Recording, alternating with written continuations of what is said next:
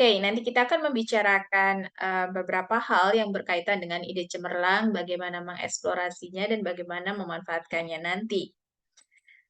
Kita berbesar dulu ya. Nah, sebelum kita melangkah ke topik selanjutnya atau segmen selanjutnya, kalian harus tahu dulu nih, apa sih manfaat ide cemerlang untuk inspirasi. Jadi kita mungkin banyak nih ide, tapi yang bisa digunakan untuk inspirasi apa ya? Oke, kita harus pahami dulu apa yang dimaksud dengan inspirasi. Dalam Kamus Besar Bahasa Indonesia, inspirasi adalah perasaan yang bermakna ilham. Perasaan ini dapat muncul di hati dan pikiran seseorang, serta dapat menggerakkan hati untuk menciptakan sesuatu. Manfaat inspirasi adalah yang pertama, pembakar semangat. Kalian kalau mendapatkan inspirasi dari sesuatu atau dari seseorang, pasti semangatnya akan tumbuh besar nih. Yang kedua, manfaat inspirasi adalah kekuatan atau penyembuh terhebat. Kalau kalian sedang down, atau kalian sedang drop, sedang malas belajar, atau sedang galau, kalian pasti akan mendapatkan inspirasi atau kalian akan mendapatkan penyembuh dari orang-orang yang atau sesuatu yang menginspirasi kalian. Yang ketiga, manfaat inspirasi adalah membantu menjadi pribadi yang lebih baik.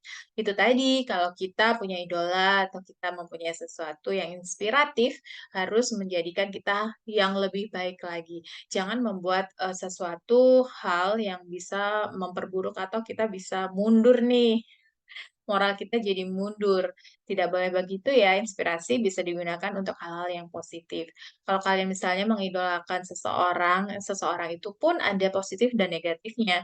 Kalian pilih saja yang positif-positifnya dan terapkan atau lakukan yang sesuai dengan kalian. Tidak usah memaksakan diri mengikuti idola kalau misalnya itu tidak memberikan dampak positif untuk kalian dan justru membuat moral kalian menjadi turun gitu. Manfaat inspirasi yang keempat adalah menjadikan seseorang untuk lebih bertanggung jawab.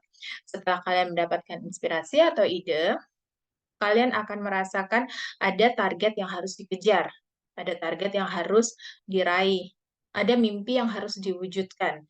Jadi, supaya inspirasi tidak hanya tinggal sebagai inspirasi saja, tapi bisa diwujudkan dengan berbagai macam hal-hal yang nyata dan kalian lakukan dengan penuh tanggung jawab. Nah, bagaimana sih cara mendapatkan ini cemerlang untuk mendapatkan peluang? Kadang nih kita bingung ya. Sebenarnya pingin gitu punya ide terus-terusan, terus ingin menjadi orang yang produktif, tapi saya nggak ada ide, Kak. Sering ada yang ada yang bilang kayak gitu. Aku tuh pengen kayak gini, Kak, tapi kok nggak ada ide ya? Wah, gimana ya cara mendapatkan ide cemerlang ini? Oke, kita bahas ya. Yang pertama, ubah rutinitas sehari-hari. Nah, kadang kita stuck atau kita merasa bosan, kita merasa nggak punya ide itu karena monoton. Karena hidup kita sudah monoton, oke, bisa ditebak. Nah, coba ubah rutinitas sehari-hari. Yang biasanya kamu belum pernah olahraga, terus kamu olahraga. Nah, coba deh, kalau sudah keluar dari rutinitas sehari-hari, pasti bakalan ada sesuatu hal yang baru dan itu bisa menelurkan ide untuk kalian. Yang kedua, istirahat yang cukup. Istirahat yang cukup ini juga bisa membuat kalian lebih segar nih pikirannya. Kalian istirahat selama 8 jam, nah itu harus ya, jadi tidak boleh begadang. Meskipun harus begadang, kalian juga harus cukupkan, misalnya diganti dengan istirahat siang atau istirahat sore. Selanjutnya membuat jurnal.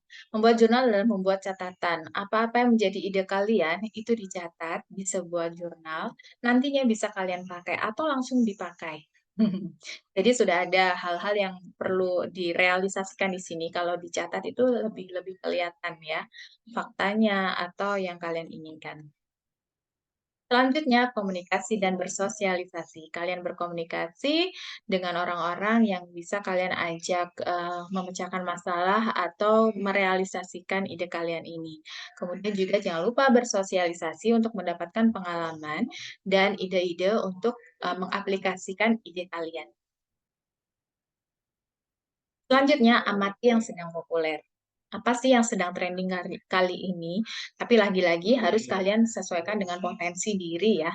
Amati apa yang sedang populer kali ini, yang sesuai dengan bakat kalian, yang kira-kira mungkin bisa kalian terapkan.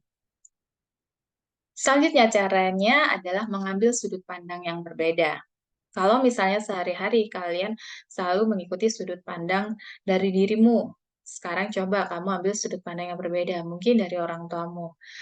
Coba kamu alihkan sudut pandang itu dari sisi orang tua kamu. Kamu pasti akan mendapatkan ide, oh ya, aku harusnya nggak rebahan aja ya. Oh ya, aku harusnya nggak gini-gini aja.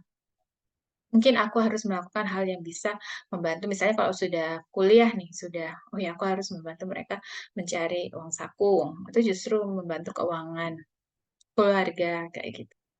Melakukan sesuatu yang baru. Setelah mengambil sudut pandang yang berbeda, kemudian ada ide, kalian boleh melakukan sesuatu yang baru itu, mencoba ya. Ya tadi misalnya, enaknya saya harus membuka usaha nih, atau aku harus membantu orang tua untuk bekerja. Nah, lakukan, jangan hanya tinggal situ aja. Selanjutnya adalah disiplin dan tambah wawasan. Kalau kalian disiplin diri untuk melakukan hal-hal yang baru tadi dengan rutinitas yang baru, kalian juga akan mendapatkan ide. Wah, ada juga tambah wawasan. Bagaimana caranya? Tambah wawasan banyak ya. Bisa nonton video, bisa baca buku, bisa tanya-tanya orang, bisa tidak malu untuk bertanya kepada orang-orang yang lebih berpengalaman. Terima kasih teman kece sudah menonton video ini. Mudah-mudahan bermanfaat dan tinggal diterapkan. Sampai ketemu lagi di video selanjutnya. Bye.